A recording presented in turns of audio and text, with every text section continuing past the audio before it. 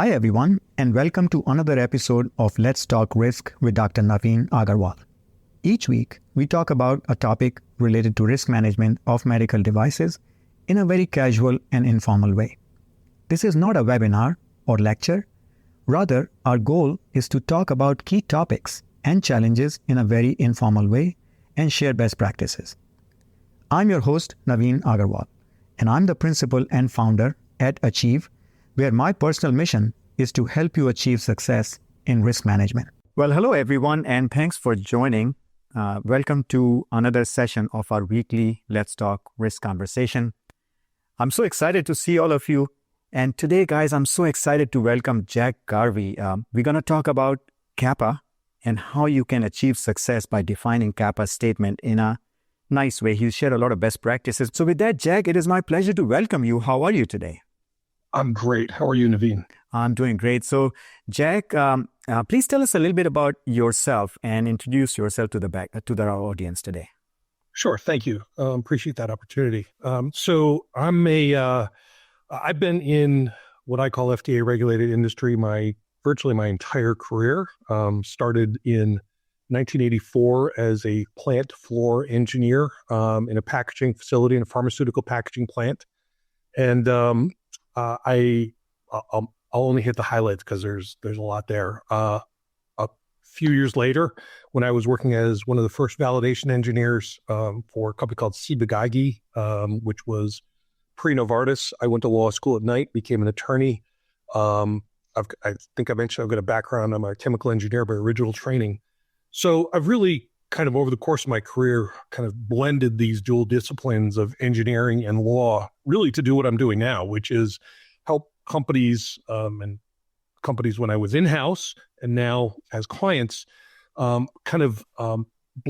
the regulated umbrella of regulated manufacturing, regulated development, along with the technical aspects and characteristics that are so important to really achieve better quality outcomes and compliance outcomes. I started Compliance Architects about 15 years ago because I had a particular point of view on how to do this sort of work. And we've been helping clients ever since. So hopefully that's a short summary. Perfect. Thank you, Jack. And I know you just came back from a wonderful conference from Food and Drug Law Institute. Did I get it right? Compliance and Enforcement Conference. And the topic we're going to talk about is very relevant. So share a few insights that you gained from this conference.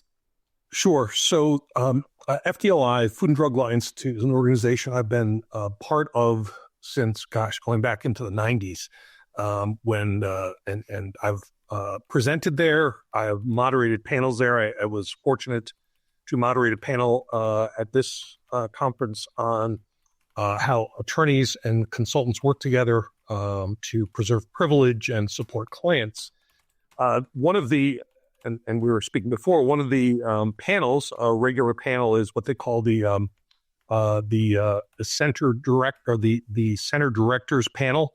So it's one of the highlights of this conference where all the directors of all the different centers at the agency, CDRH, CDER, CBER, Center for Tobacco Products, Foods, they all kind of do an overview of what the past year has been and what the future will look like with priorities. And so Keisha Thomas, who is the Associate Director of Compliance Quality, gave the presentation for the agency. And, there has been a lot going on, and there is a lot going on. And I'll mention just a couple of things. The first is that, as many of your listeners may know, that the former Office of Regulatory Affairs, what's called ORA, which is what has been responsible for inspections traditionally at FDA, has now transitioned into a new office, what is now called the Office of Inspections and Investigations. And that's a really significant change, and it really will be aligning inspection activities and processes much more tightly with the center and kind of presenting and essentially managing and overseeing inspections and enforcement in a kind of a coordinated fashion. And the second, and I'll kind of leave it at that, is they always go through they generally go through the top observations of last year. So, and so just a couple of the OAI, which is official action indicated inspection trends. 67 medical device inspections in 2024 were OAI, and out of those, the top 5 observations were drumbeat and no surprise, CAPA at 1, complaint handling at number 2, process validation at number 3, medical device reporting at number 4, and design validation and risk analysis at number 5. So, the story doesn't seem to change. The CAPA is a perennial problem, and companies just can't seem to get a handle on it.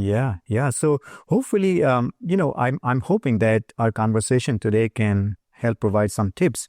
It has to start with a good problem statement for CAPA, right, Jack? And I'll just invite your thoughts about what kind of problems you have seen in practice with CAPA problem statements first.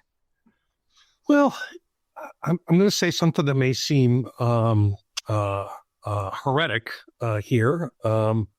But if that's the right term, maybe going against dogma. But I've, for a long time, have a problem per se with problem statements. And the reason is that problem statements introduce bias, in my opinion, to a situation.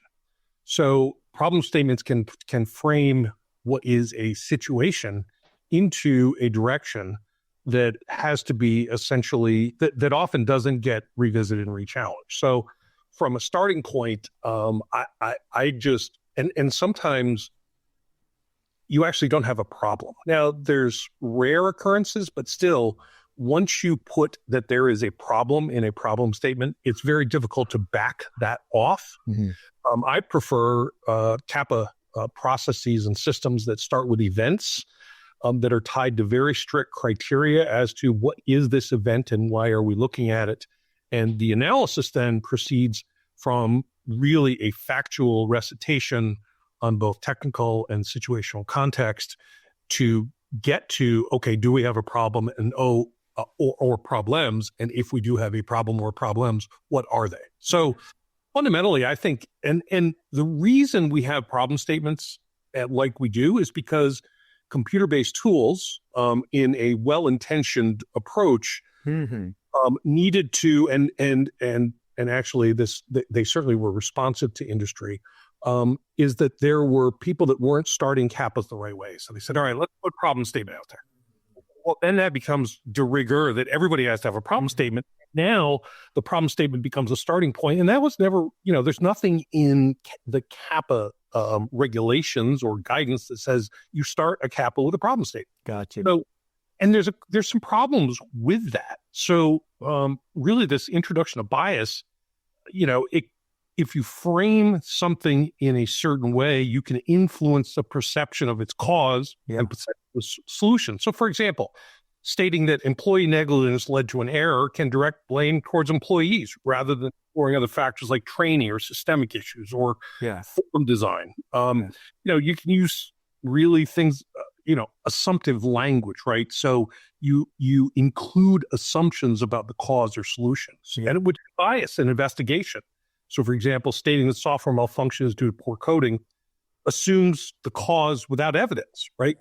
That's part of the investigation and the gathering that really needs to go into. It's kind of like in criminal practice, right? Yeah. If you watch enough Dateline, you realize that often the police are biased based on their first view of the information, and that often leads to people going down paths that turn out not correct. Yeah. And the same happens with CAPA.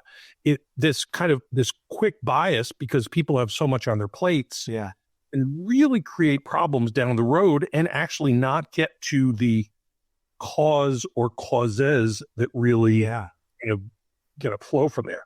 Confirmation bias, subjectivity, over-generalization, they're all parts of this problem of introducing bias, which I think is really, really significant. It's an interesting point you make, because I think what I'm hearing you say is that before we truly understand the nature of the issue, if we jump to define a problem statement because of just our first impressions, that is going to lead us to a totally different direction that we don't want. So what I'm hearing you say is that we need to spend a little bit of time exploring and investigating. And Jack, let me ask you this. Could it be a reason why we are not reaching what we call the underlying root cause many times in our CAPA, that we get so, swayed by our initial impression? Is that possible? I think it's not only possible, I think it's probable. Mm-hmm. In other words, the idea that you know what the problem is right when the event occurs is, I would argue, I would challenge that, right? The whole point of a good investigations, good root cause analysis is let the facts and the science take you to where the end is. And now, I also understand that we are not in a university setting. We are not we don't do this for esoteric academic purposes, right? People have tons of, the problem I see, one of the root cause problems is people have so much on their plate. They just need to get this done. Yeah. Right. So they're not thinking, let me take a day to creatively think about what is how many, angels can fit on the head of a pin type of esoteric analysis. People have got to get this stuff cranked out, right? And there's timelines set by the process. So I understand the problem, but the challenge is by forcing you into this, get it into the form, get into the problem statement, drive that home, get it closed, is you're really not given the opportunity to explore and do a good scientific analysis. Yeah. I don't want to say all the time, but certainly sometimes. And yes, absolutely. I think that will lead to some of the suboptimal performance outcomes that we see that the agency will point out as problematic. That's very interesting, because maybe we are also driven to this type of a behavior through our templates. And you made a quick reference to our electronic systems. They are designed in a certain way, and they design to create a workflow where you are forced to create a problem statement. So certainly very good thing to keep in mind. And as I listen to you, Jack, it seems to me that we have to be aware of it in our risk analysis as well. Many times we jump to conclusions about sequence of events and hazardous situations just because we have to fill a template. That's exactly right. So we had to kind of spend a little bit more time understanding what is happening here. If you're doing a bottom-up analysis, what's the device failure? Understand that before jumping to conclusions, and the other way around too, right? Does that make sense to you? Well, I think the computer-based tools have done as much harm as good. I'm not a big fan of them. Not that I'm no Luddite, and I embrace tons of computer technology. The challenge with CAPA or with general investigative, what I'll call event occurrence type of documentation of these systems, is that they're more focused. And by the way, shameless plug. I talked about this in a course that I developed well over 10 years ago called Writing for Compliance. So I think one of the big problems is the communication of what we do in CAPA and nonconformances, deviations on the pharma side, is really problematic. And I think this form-based approach, which is let's just get the form filled out and we've done our job, really where the problem flows from. Yeah. I'm not a fan, in an inspectional setting, many of the, if you need to present a CAPA to the FDA, what they'll do is they'll print out the form. And it is, if you think about what those CAPA forms look like printed out, there's a huge amount of metadata and just information that is not relevant to the narrative story of what the investigator wants to understand. Yeah. I believe that if you start a CAPA with basically a what happened to get us to be in this CAPA? What is the criteria for the entrance into CAPA, assuming that's well-defined? Why are we here? Is it a trend that came from a subsystem? Is it an event or occurrence that occurred on the floor, or a complaint, or a MDR? Why are we here? Then explore what are the, and I use these terms in this course, situational context and technical context, right? What is the background? Okay, if it's a trend event, what procedure really got us to look at this trend? Why is the trend above certain criteria? What is the technical background?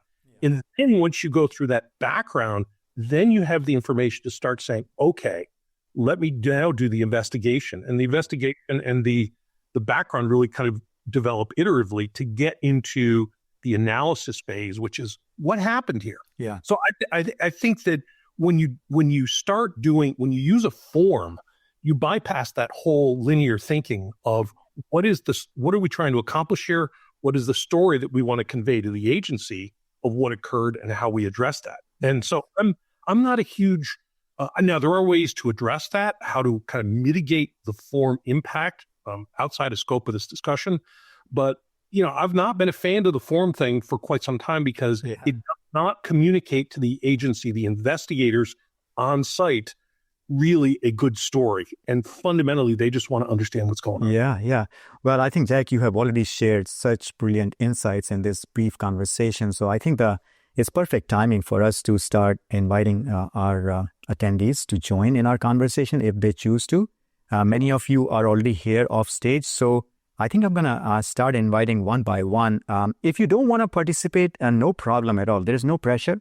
But if I bring you to stage, you have an opportunity to share your thoughts. So, Megan, you are first. If you have something to share, please unmute your mic and let us know what is on your mind. I don't have any explicit questions. I just wanted to say thank you, Jack. That was a really wonderful presentation, and I learned a lot. I really appreciate it. Great. You're welcome. Thank you, Megan. All right, RP, I'm going to bring you on stage now, and please tell us what you have in mind. Hi, Naveen. This is Ritam. Hi, Ritam. How are you? Good. And it was an excellent talk, Jack. So I don't have anything specific. I just wanted to listen in.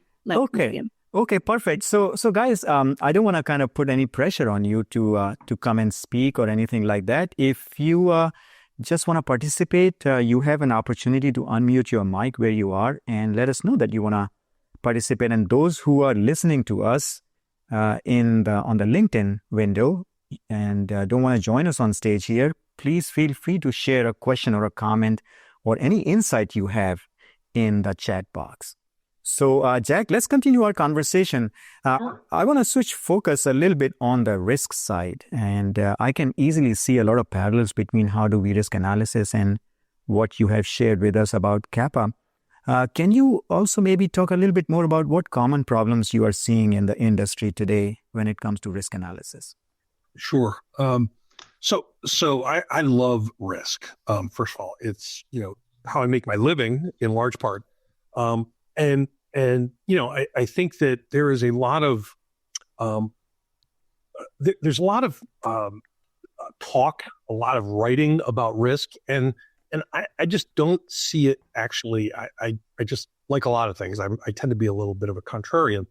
I see it not handled or addressed in a way that I think solves some of the risk problems. And first of all, risk is all relative.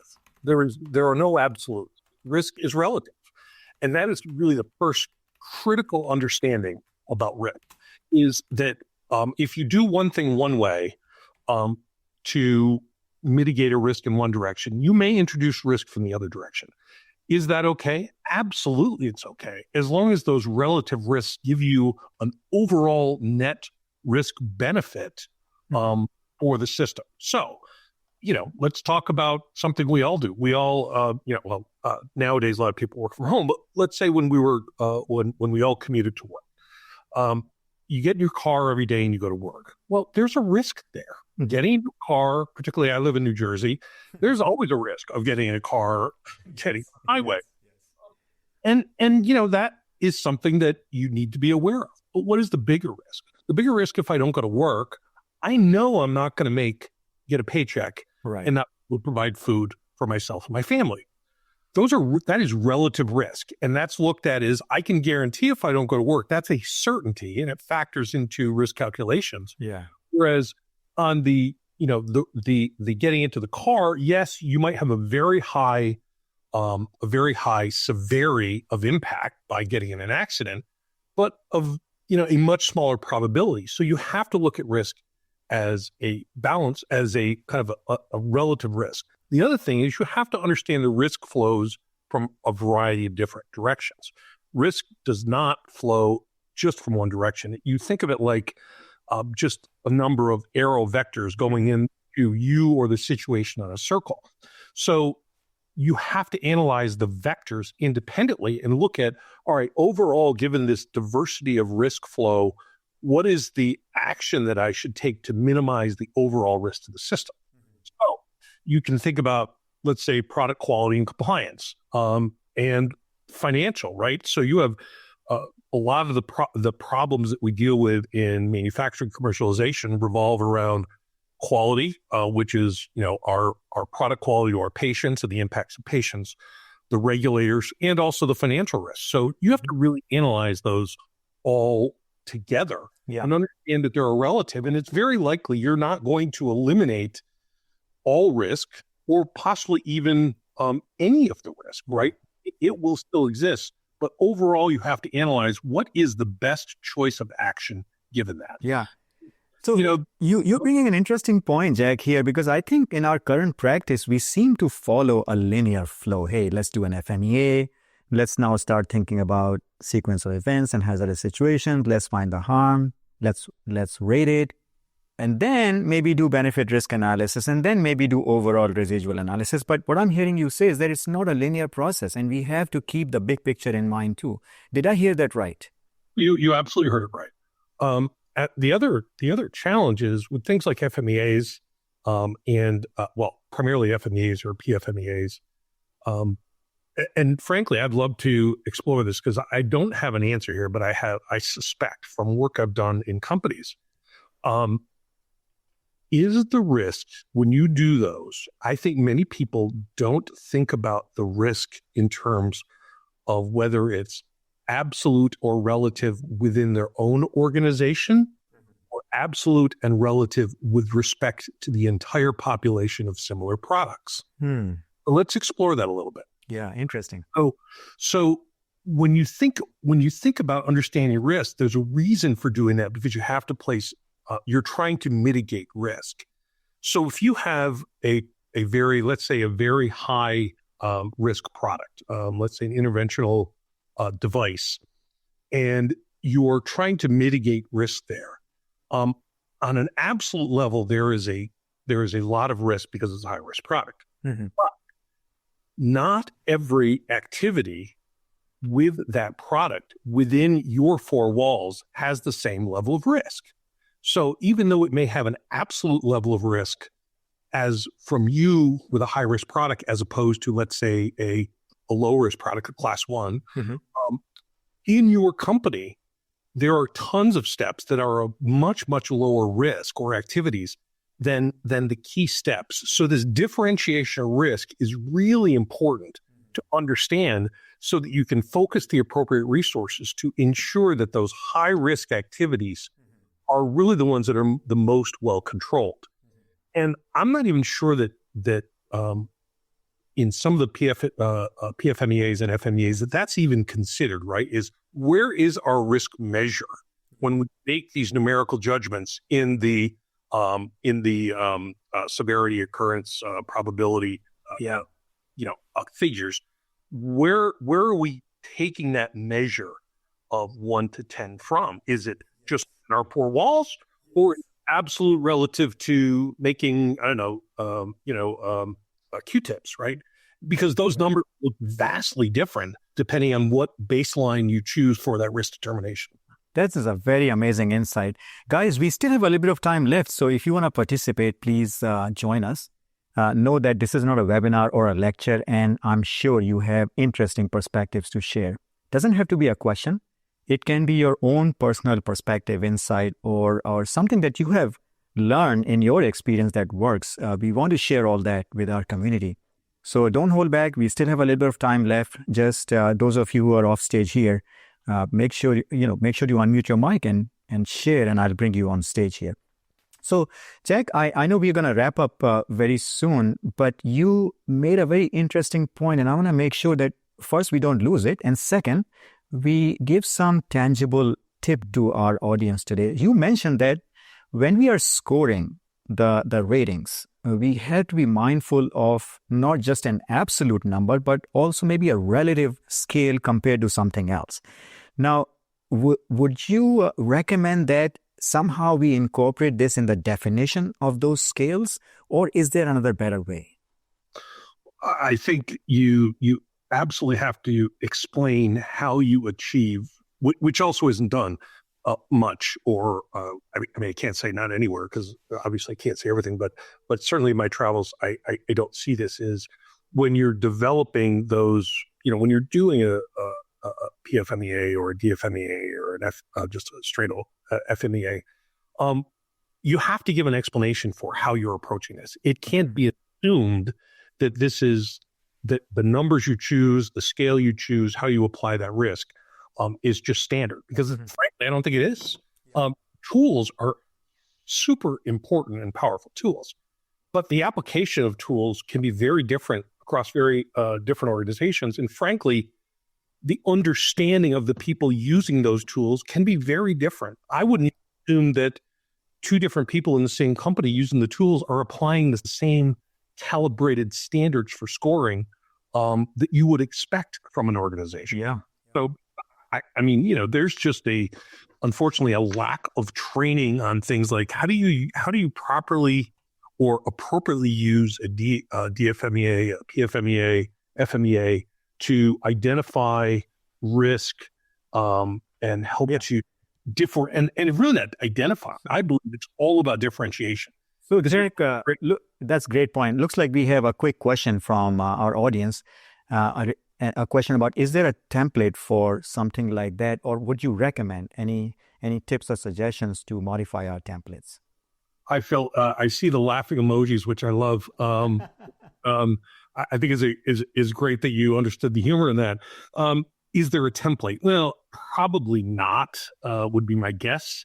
I mean, I don't think that this is, again, I've seen this as generally, it seems to me, again, and I'm reaching here because I don't have any benchmark data, but it seems to me that this is kind of a topic that's not even really recognized. Right, is this calibration thing. So my guess is that you won't find a lot of companies, and certainly a lot of public, you wouldn't probably find a template on this. Yeah. But what I'm hearing you say here, Jack, is that your templates are important, but at the end of the day, we need to know how to use them. And that is where your point about training is very relevant. What I have seen work really well is that create some kind of a guidance resource, whether it's a document or a presentation or something that people can lean on with examples. If you show them different examples, people know how to use them. So guys, we are running very close to our end time here. First, I want to thank you all. I want to give Jack a couple of minutes to synthesize his thoughts and leave us with some key takeaway points. But before I go into announcements, I want to share a comment that Ed Bills shared on the chat. Unfortunately, he could not join us here live in the studio. Ed is pointing to us that there is another conference which is focused on devices called MedCon, and it's co-hosted by AFDO and RAPS, and FDA has a strong participation. And he's telling us that there'll be a MedCon in Columbus, Ohio in April. So guys, mark that on your calendar and attend those conferences. I want to really make sure that all of us understand this is the beauty of our platform, that we have a community of very engaged participants and interested people, and they share this wonderful information. So I don't want you guys to really think that this is a one-way conversation between people on the stage and everybody else in the audience. You have a voice, you have a stake in it, and we welcome all of you to share your thoughts in one way or another. Guys, final announcement, this is going to be the last session of the year. Amazing, isn't it? We have gone through 2024. We have held these events almost every week, and I've really appreciated your participation and engagement. We have had wonderful conversations. And if you have missed any one of those, you will find a recording of these sessions on the Let's Talk Risk newsletter website. I wish all of you a very happy holiday season ahead, and I hope that you will continue to engage and show up to these weekly events. With that, Jack, the floor is yours. Please give us some 2 or 3 key nuggets of wisdom as a takeaway point. Oh, geez, that's a tough ask in such a complicated industry. But first, I want to thank you, Naveen, for the opportunity to speak to your audience. And this is what I do for a living. I've done it my whole career. I love this sort of work. There are people like us that can help. So shameless plug. This is what we do: help companies, improve how they achieve quality, operations, compliance. But I would probably, the last nugget is do not accept things at face value. You can always innovate in this space. There are always ways to improve it. The FDA is open to innovation. All they ask from you is that you understand how the innovation will benefit the patient and the product.